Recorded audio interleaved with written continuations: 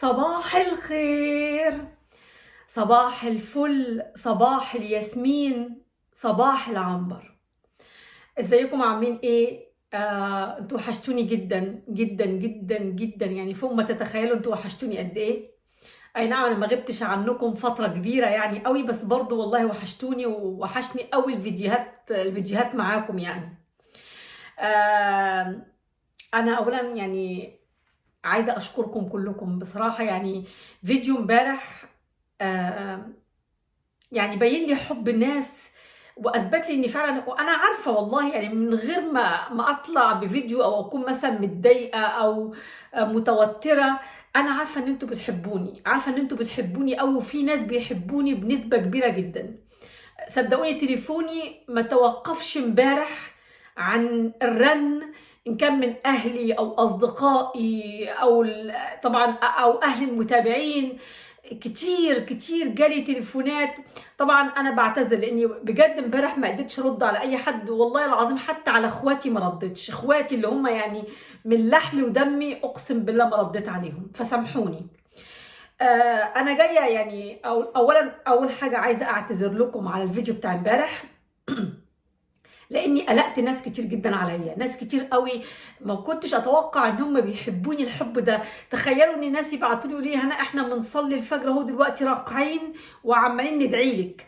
يعني بشكركم على حبكم الكبير ده ليا يعني، بعتذر لاني قلقتكم بس بدون ما اقصد. يعني انا ما اقصدش امبارح فيديو امبارح، يعني انا بتكلم دلوقتي وانا متوتره، والله العظيم متوتره، وحتى مش محضره للفيديو ده، مش عارفه هقول فيه ايه. انا قلت انا هفتح فيديو وعلى الاقل اعتذر للناس على فيديو امبارح عشان بس قلقتهم.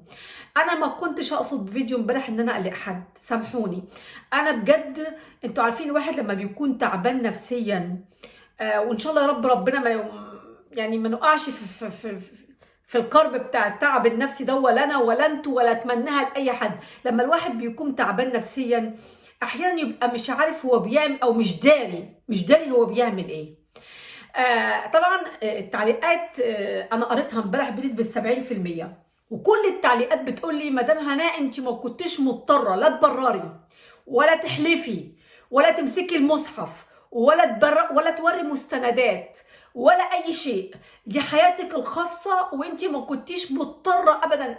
ومعظم الناس بيقولوا لي احنا مصدقينك وما كنتيش عملتي كل ده ولا كنتي بينتي ضعفك. اولا انا مش ضعيفه خالص، وانتوا وانا يعني يعني بسمع من اصدقاء ليا ومن ناس ان بقالي فتره كبيره قوي يعني بيقولوا لي اني بيتقال عليكي كذا وكذا، وانا والله العظيم نبهت الناس دي والاصدقاء دي مليون مره، مش عايزه اعرف بيتقال عليا ايه. واحيانا عشان ما اكدبش عليكم واكون دايما صادقه معاكم، احيانا بفتح مثلا اليوتيوب بلاقي اسمي مكتوب على فيديو وبيقولوا مثلا هبين لكم كتبها أو والله العظيم ما بفتح الفيديو.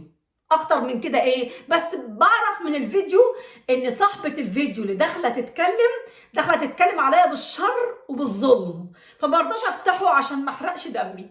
فانا عارفه ان انا من زمان مظلومه، من زمان ناس كتير قوي بيظلموني، بس انا كنت بطنش بقول خليكي واثقه من نفسك، اللي يتكلم يتكلم واللي يظلمك انت يعني بقول بيني وبين رب، ده بيني وبين ربنا هياخد لي حقي، وكنت واثقه من ربنا قوي وما زلت ان ربنا هياخد لي حقي، لان كل واحد ظلمني انا مش مسامحاه بصراحه، من حقي اسامح او ما سامحش. فانا كل واحد ظلمني وطلع قال عليا كلام بدون اي ادله او براهين او اثباتات، واحد كده او واحده بتتوهم او بتتخيل، فطلعت تتكلم عليا وتقول انا هكشف لكم، انا هقول لكم الحقيقه، انا وهم اصلا ما يعرفوش اي حاجه من الحقيقه ولا يعرفوا اي حاجه عني، فكنت بسيبهم اللي يتكلم واللي يقول. بس لما توصل الدرجه، شوفوا بقى انا عملت فيديو امبارح ده ليه، مش عشان ابرر يعني للناس الوحشه. لما توصل الدرجه ان اهلي او اخواتي تقول لي مثلا اختي ده انا جارتي متابعاكي، فجارتي مثلا تيجي تشرب معايا الشاي تقول لي صح، هو صحيح اختك كانت مثلا متجوزه واحد كبير وكتب لها البيت، او مثلا او مثلا صحاب اخواتي، يشوف مثلا صاحبتها، مثلا صاحبة اختي او مثلا جار اخويا، يقول له صحيح اختك كانت. شوف بقى فيديو امبارح، انا ما طلعتش علشان ابرر للناس الوحشة، انا طلعت علشان يعني صعب عليا اخواتي واهلي ان يتسألوا. يعني انتوا فاهميني عايزه اقول لكم ايه؟ الموضوع وصل ان اهلي بقوا يتسألوا، والله العظيم انا ما بكذب، يعني اهلي بقوا يتسألوا مباشرة من جيرانهم ومن اصحابهم ومن اهل، يعني من اهل اجوازاتهم. تخيلوا مثلا ان اختي مثلا حماتها تقول لها او اخت جوزها تقول لها. صعب يا جماعه، يعني مش سهل ان مثلا حد من اخواتي يجي يقول لي اخت جوزي قالت لي او حماتي قالت لي هو صحيح، او جارتي قالت لي. يعني بدأ الموضوع انا مش عارفه بيتقال ايه بالظبط، بس لما بيجي اخواتي او اهلي يوصل الموضوع ان يعني يمس اهلي ويمس اخواتي، يعني كان صعب قوي. فانا كنت طالعه بره للناس اللي انا يهموني، اللي هم اصحاب اخواتي، جيرانهم، اهلهم، اهل جوازاتهم، ان طالعه اقول لهم يا الناس اللي هم يهمونا ان اللي انتوا بتسمعوه مش صح. معلش انا كان في توتر شويه، اولا لاني فعلا في خلافات بيني وبين رضا، وان شاء الله باذن الله هتتحل، باذن الله انا متاكده هتتحل. ثانيا كنت متهوره نفسيا، ما كنتش كويسه، يعني بيقولوا لي اخواتي او مثلا صديقه ليا مثلا كانت معايا في الجامعه وعارفاني طول حياتها، وتبعت لي مثلا رساله. والله العظيم في ناس بيحبوني جدا، انا ما بكدبش عليكم يا جماعه، وسامحوني ان انا بحلف، ناس بيحبوني جدا يبعتوا لي على الانستجرام، واصحابي صحيح يا هناء انت كذا. بصراحه بدات الموضوع يضايقني، انا كنت لازم اطلع اقول كلمه حق، كنت لازم بالمستندات دي اقفل ألسنة الناس دي كلها اللي بتتكلم. فاهمين ازاي؟ الناس اللي هم بيعايروني بشغلتي، الحمد لله رب العالمين، انا لا كنت بشتغل عاهرة، ولا كنت ماشيه في الحرام، ولا كنت بعمل، انا ربيت بناتي بشغل حلال من عرق جبيني. وبشغلتي دي اولا ابتديت اشتغل في البيوت، وانتهيت ان انا خدت شهاده الحمد لله، دخلت امتحان ونجحت فيه، ونجحت في اللغه، وامتحنوني في الكتابه، وامتحنوني في القراءه. ومش هقول ان انا بعرف اقرا واكتب بنسبه 1,000,000%، بس على الاقل نجحت، على الاقل نجحت، وعديت الكونكوخ ونجحت فيه، وامتحنوني عملي ونجحت فيه، واخدت شهاده تقدير. يعني قدرت انجز بعد ما كنت بشتغل في البيوت، درست وخدت شهاده من فرنسا بتقول ان انا معايا شهاده، يعني في مقام اي معهد تجاري او كده. فدي حاجه انا افتخر بيها، ان انا انجزت من عرق جبيني. في ناس يعني اللي هم بيعايروني بشغلتي، الحمد لله اللي بيعايروا دول ما انجزوش اي حاجه، ما عملوش. انا ما اعرفش حاجه برضه عشان ما اتكلمش على ناس انا ما اعرفهمش، بس في ناس انا بعرفهم بطريقه شخصيه وبحبهم جدا وبحترمهم، بقى لهم بفرنسا 20 سنه و30 سنه، والله ما انجزوش اي شيء. وهم نفسهم بيقولوا لي يعني هناء برافو عليكي، ده احنا جينا قبلك وما عملناش ربع اللي انت عملتيه. لاني فعلا انا انجزت كتير في خلال 17 سنه. انا انجزت، خدت رخصه القياده من فرنسا، واخدت شهاده من فرنسا، واشتريت بيتي، وعملت انجازات كتير انا ما قلتلكمش عليها، بس عملت انجازات كتير جدا جدا. وكنت بشتغل بعرق جبيني، يعني بجيب لقمه عيش انا وبناتي بعرق جبيني، وكنت عايزه اكلهم حلال. طب ما طريق الحرام سهل لاي امراه. انا كنت داخله شابه بصراحه، كنت داخله صغيره، ما كنتش داخله كبيره في السن، كنت لسه شابه، وكنت لسه حلوه، وكنت لسه صغيره، وكنت بعد الشر بعيده عن اهلي، ما حدش عارف انا بعمل ايه بس الحمد لله انا ربنا شايفني، فما مشيتش في طريق حرام. الحمد لله مشيت في طريق حلال عشان اربي بناتي واكل لقمتي بالحلال. ففي الناس اللي بيعايروني دول، انا ما اعرفش هل هم دول عندهم دين. والله العظيم احيانا بشك ان يكون عندهم دين، لاني ان كان مسلم او مسلمه يطلع يعاير اخوه المسلم ان هو كان بيشتغل في البيوت، والحمد لله بعد كده اشتغلت شغله انسانيه اللي هي مراعاه كبار السن واللي هم ذو الاعاقه. انا بعتبر ان دي يعني حاجه انا افتخر بيها، ان انا كنت بخدم الناس الكبيره والناس ذو الاعاقه، اقعدهم واشربهم واكلهم والبسهم واخرجهم واشيلهم. انا بعتبرها خدمه انسانيه قبل ما تكون ماديه. فانا انجزت كتير الحمد لله رب العالمين، ومش بيتي بس اللي انجزته، في حاجات كتير قوي انا انجزتها ما قلت لكمش عليها. بفتخر بنفسي، بفتخر ان انا ربيت بناتي لوحدي وخليتهم يخشوا جامعات وكمان ياخدوا رخصه السواقه، وبنتي تشتري شقه، وبنتي ياسمين كمان عايزه تشتري هي كمان.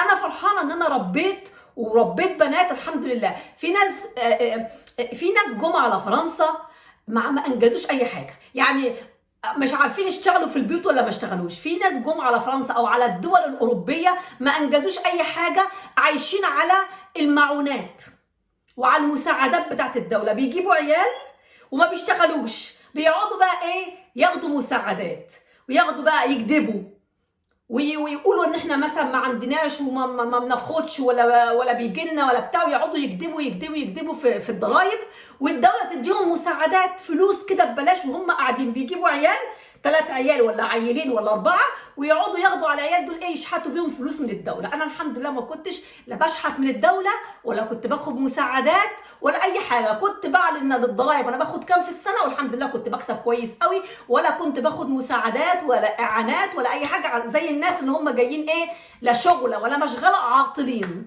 جايين يستغلوا الدول الاوروبيه ان هم يقعدوا لا شغله ولا مشغله ويشحتوا. انا الحمد لله ما كنتش كده، انا كنت من الناس اللي هم جايين من المغتربين، وفي مغتربين زي كتير جدا بيشتغلوا شغلانتي، وجايين ناس محترمه وناس متعلمين برضو زيي، وغير متعلمين محترمين برضو بيشتغلوا وبيطلعوا من الفجر وبياكلوا لقمتهم من عرق جبينهم، ولو حتى بياخدوا بعض المعونات بجانب شغلهم علشان مثلا هم ما بيكسبوش مكاسب كبيره، فبرضو من حقهم ياخدوا معونات من الدولة بجانب شغلهم لما بيكون عندهم عيال كتير، ده شيء طبيعي. بس في ناس عاطلين، في ستات لا شغلة ولا مشغلة، عاطلين قاعدين ما بيعملوش حاجة إلا اللت والعجن، والحمد لله أنا مش منهم، لا بتكلم على حد ولا برد على حد ولا بهين حد ولا مسامحة حد ظلمني، بصراحة مش مسامحة، وبقول حسبي الله ونعم الوكيل في صلاة الفجر، وفي كل صلاة برفع ايدي للسماء وبقول حسبي الله ونعم الوكيل، ومتأكدة زي ما انا بتكلم معاكم دلوقتي ان ربنا هياخد لي حقي، والله لا هتلف الايام وربنا ياخد لي حقي. الناس دول، الناس اللي هم ان كان رجال او نساء بيطلعوا يعملوا فيديوهات ويقولوا لي ايه، بناتك عرايا. انا بناتي مش عرايا الحمد لله. انتوا فاكرين الحجاب اللي انتوا حاطينه ولابسينه ده، حاطين مثلا دبوس ولابسين الحجاب وجايين تقعدوا على كرسي وتقولوا لي بناتك عرايا وانت كنت خدامه، ماشي، بتعايروني بشغلتي مش مشكله، انا عند ربنا ممكن اكون احسن منكم لاني انا الحمد لله ما مشيتش غلط.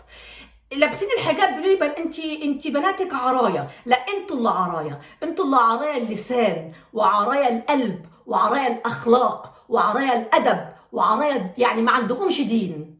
ان واحده تطلع تقول انا بناتي على الاقل مش لابسين حته الطرحه اللي انتوا لابسينها دي، لكن لا بينموا على حد ولا بيغتابوا حد ولا بيجيبوا في سيره حد، وبالعكس انا بناتي من شغلهم والله العظيم ان ياسمين قالت لي ماما انا عايزه من شغلي اطلع كل شهر صدقه، واحيانا كنت اقول لها في بدايه شغلها يا بنتي ما بتكسبيش كتير، انا هطلع صدقه بالنيابه عنك، تقول لي لا انا عايزه اطلع على الاقل 20 يورو شهريا لاي مؤسسه لله.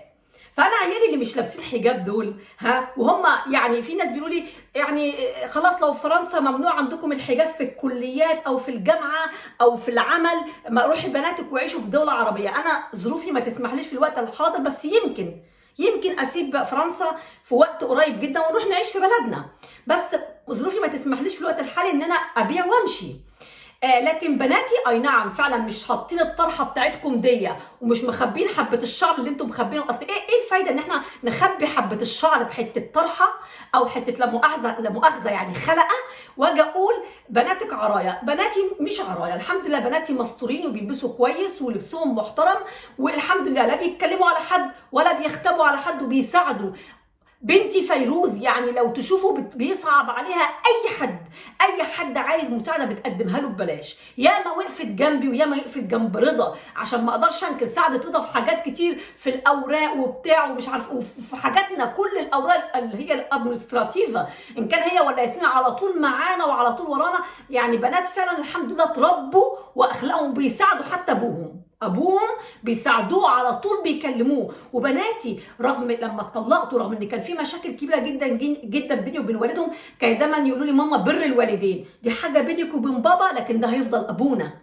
انا حتى لو كنت غلطت في يوم من الايام هم صغيرين، حاولت اسي قلب ولادي شويه على اللي عملوا مثلا او على اي حاجه، ما كانوش بيوافقوا، كانوا يقولوا لي الدين بيقول بر الوالدين، مهما كان في الاول وفي الاخر ده ابونا، يتصلوا بيه على طول فهم مش لابسين الحجاب، بس بسم الله ما شاء الله الله اكبر عليهم، عارفين دينهم كويس جدا، وعارفين ان مش بالحجاب ان احنا هنقدر الناس يحكموا علينا. في ناس في محجبات محترمات جدا وبيعرفوا دينهم، لا بيعايروا حد ولا بيشتموا حد ولا بيختبوا حد ولا بيلموا حد. وفي ناس حاطين الطرحه منظر او بيداروا بيه قدام الناس ان هم محجبات وجايين يقولوا او جايين يصلحوا المجتمع.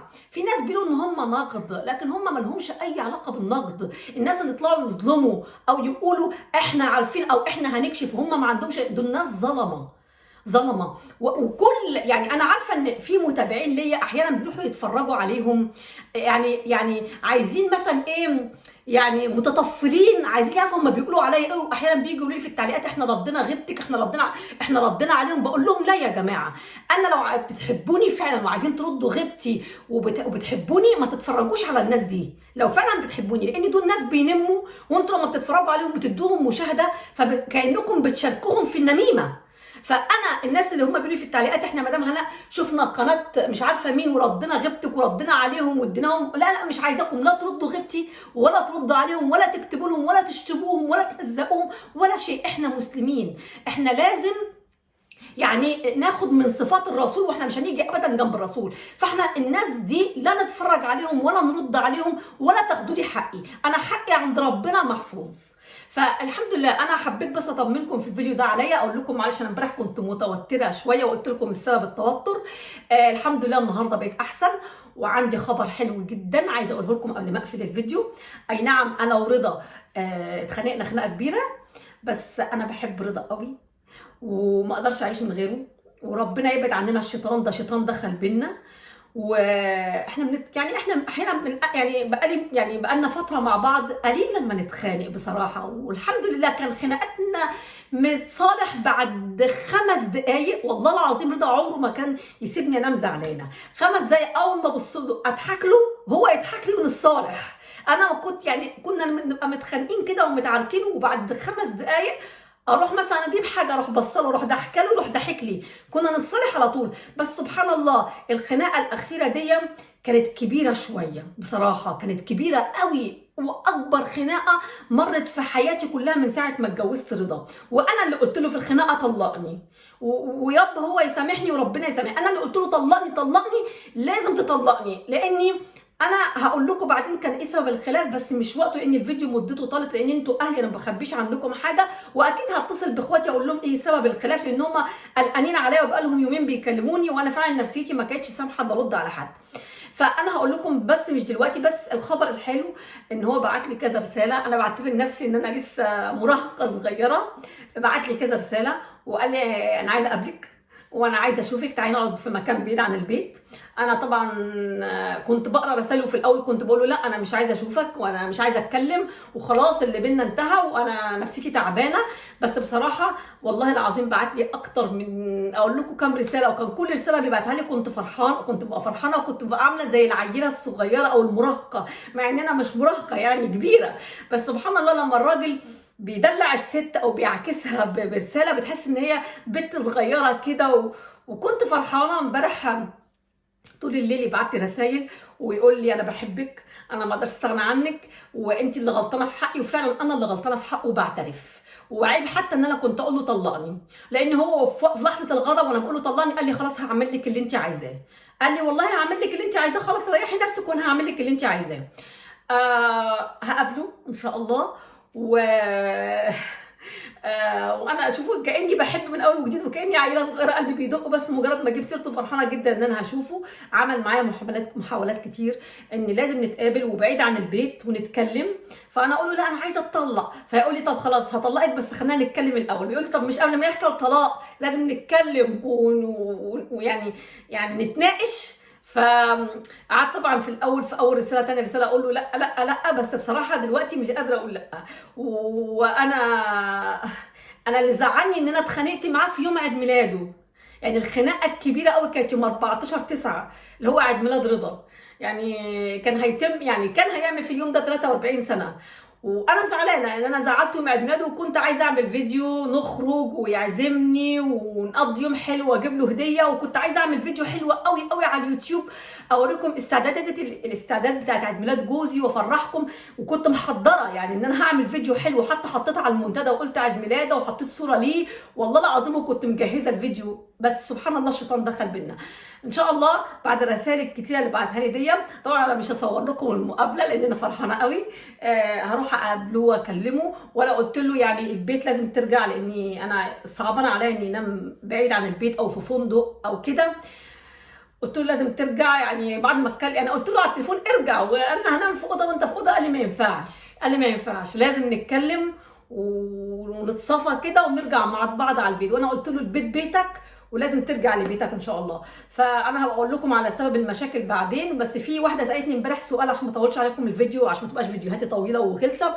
قالت لي مدام هناء الطيار اللي كان قاعد عندك في البيت كان قاعد عندك ليه وهو ما كانش مثلا زوج او قريب؟ انا عايزه اقول لكم ان هنا في فرنسا في حاجه اسمها فامي داكوي. فامي داكوي، انا كنت فاتحه بيتي فامي داكوي. يعني مثلا في ناس اللي هم ذو الاعاقه او كبار السن اللي هم مثلا مش عايزين يروحوا دار المسنين، او ذو الاعاقه اللي مش عايزين يروحوا دار الاعاقه، بيدوروا على اسره يقعدوا معاهم ويدفعوا لهم في الشهر راتب شهري. فانا بيتي كنت عاملاه مع الكونسي جنرال زي فامي داكوي. وان شاء الله الناس اللي هم بيعرفوا يعني ايه فامي داكوي يشرحوا برضو للناس في التعليقات. فانا كنت عامله الموضوع ده، كان شغل، والراجل ده كان موجود عندي يعني زي شغل. انا هسيبكم بقى عشان اروح احضر نفسي واقابل رضا، وان شاء الله ربنا يقدم اللي فيه الخير ويرجع على بيته ان شاء الله باذن الله. وبعد ما اقابل رضا ان شاء الله انا موعده بميسيو جانو لازم اروح اشوفه، عشان عايزه برضه افسر لكم موضوع المقلب اللي هو تقريبا كان فيه نسبه من الحقيقه. لو عجبكم الفيديو ما تنسوش بشير ولايك واشتراك القناه. مع الف سلامه وادعوا لي. باي باي.